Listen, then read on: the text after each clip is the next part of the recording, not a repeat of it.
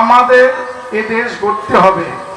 এদেশে বিগত 17 বছরে নানা অত্যাচার জুলুমের মধ্য দিয়ে, অরাজকতার মধ্য দিয়ে দেশ পরিচালিত হয়েছে।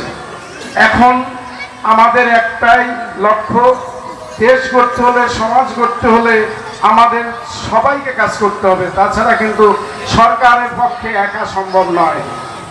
আপনারা ইতিমধ্যে দেখেছেন আমাদের বিশেষ করে মাদক, এই মাদক কিন্তু যুব সমাজকে ধ্বংস করে দিচ্ছে। এই মাদক যদি বাড়তে থাকে তাহলে আগামী দিনে আমরা এমন জাতিতে পরিণত হব, একটা অথর্ব জাতিতে পরিণত হব।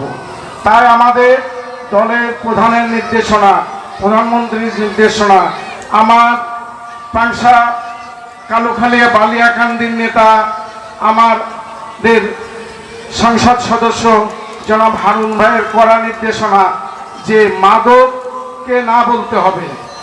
এই মাদক আপনারা আজকে যারা কর্মী আছেন এই অঞ্চলে, আমি আপনাদেরকে অনুরোধ করব যে এই মাদক কিন্তু এই গ্রামে যদি কোথাও কেউ করে থাকে, এটা আপনাদেরই আত্মীয় স্বজন, আপনাদেরই কেউ না কেউ, বা আমাদেরই আত্মীয় স্বজন। আমি অনুরোধ করব আগে আপনাদের এই মাদক শেষ করতে হবে।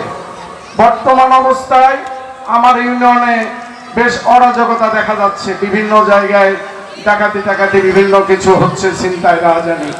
আপনাদের সবাইকে সজাগ হতে হবে, সজাগ দৃষ্টি রাখতে হবে যে যাতে করে এই অরাজকতাগুলো না হয়। একটা কথা মনে রাখবেন, এই সমস্ত কিছুর সঙ্গেই কিন্তু মাদক জড়িত।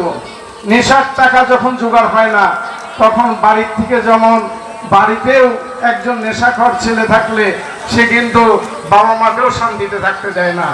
তাই এই নেশাখোররা সংগঠিত হয়ে বিভিন্ন সময়ে বিভিন্ন রকম অরাজকতা করে যাচ্ছে। আমার সোজা স্পষ্ট কথা, সেটা হচ্ছে ভোট আছে, আমি চেয়ারম্যান হতে চাই। আপনারা আমার সেই নির্বাচন আসুক, আমরা যখন ঘোষণা আসে, আমরা যখন নির্বাচনে অংশগ্রহণ করব, তখন অবশ্যই আমি নির্বাচিত হওয়ার জন্য ভোট চাব। কিন্তু তার আগের কথা যে আমার ইউনিয়ন আপনাদেরকে ভালো রাখতে হবে। আপনারা যারা কর্মী আছেন, এই কর্মী সমাবেশে আপনাদের প্রতিজ্ঞা নিতে হবে যে আমরা নিজেরা ভালো থাকব, অপরকে ভালো রাখব। আমরা কোনো অন্যায় করব না, কোনো অন্যায় হতে দেব না।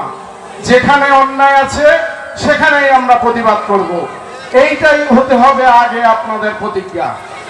আপনারা কি রাজি আছেন? অন্যায়ের বিরুদ্ধে দাঁড়াবেন তো? ধন্যবাদ।